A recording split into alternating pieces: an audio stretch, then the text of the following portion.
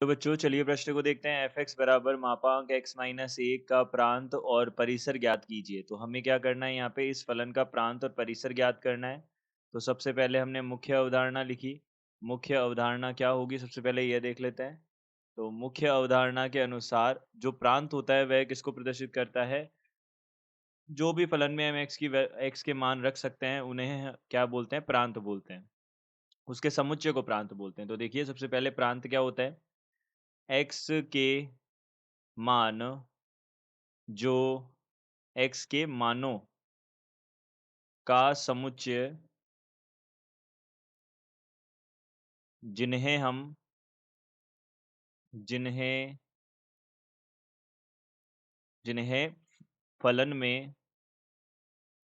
में रखा जा सकता है, रखा जा सकता है, उसे प्रांत कहा जाता है। उसे प्रांत कहा जाता है। उसे हम क्या बोलते हैं, प्रांत बोलते हैं। देखिए परिसर क्या होता है, परिसर देखिए परिसर होता है y के मान। y के मान जो हमें प्राप्त होते हैं, जो हमें प्राप्त होते हैं उन्हें उनके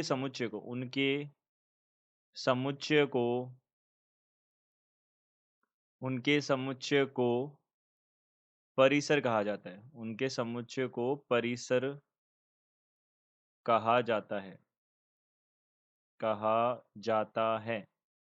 तो देखिए यहाँ से हम एक बात और लिख सकते हैं कि मापांक फलन जो है y बराबर मापांक x, इसका मान हमेशा क्या होता है, धनात्मक होता है। यह हम बोल सकते हैं। देखिए यहाँ से हमने देखा सबसे पहले जो एफ एक्स बराबर मापांक एक्स माइनस एक है, इसका जो प्रांत होगा वह क्या होगा, सबसे पहले यह देख सकते हैं। तो देखिए यहाँ पे हमारे पास मापांक एक्स माइनस एक है। यहाँ पे अगर हम देखें तो एक्स के मान हम कुछ भी रख सकते हैं। एक्स के मान रखने पर कोई भी हमारे पास में प्रतिबंध नहीं है।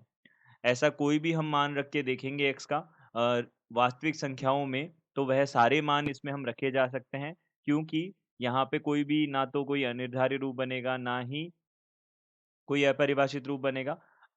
तो x के हम सारे के सारे मान रख सकते हैं, इसलिए हम बोलते हैं कि x जो है इसका प्रांत जो है वो r होता है, यानी कि वास्तविक संख्याएं होता है। अब इसी प्रकार से हम इसके परिसर की बात कर लेते हैं। तो देखिए परिसर के अनुसार हमें पता है y बराबर मापांक x है, यहाँ पे मापांक x माइनस एक है। इसका जो मान है वह हमेशा क्या होता है, धनात्मक होता है। अ, अऋणात्मक होता है हमें बोलना चाहिए ये, क्योंकि इसका मान 0 भी आ सकता है। तो यहाँ से हम बोलेंगे इसका मान हमेशा क्या होगा, देखिए y जो है वह हमेशा 0 से बड़ा या 0 के बराबर हो सकता है। तो y जो है वह संबंधित होगा 0 से अनंत में। तो y का मान हमें क्या मिल रहा है, 0 से अनंत मिल रहा है, और y के मानों का समुच्चय ही क्या कहलाता है, परिसर कहलाता है। तो इसका जो परिसर है वह क्या बन जाएगा, परिसर इसका क्या बन जाएगा, हम बोल सकते हैं परिसर हो जाएगा 0 से लेके अनंत, और 0 पे क्या है, बंद अंतराल है।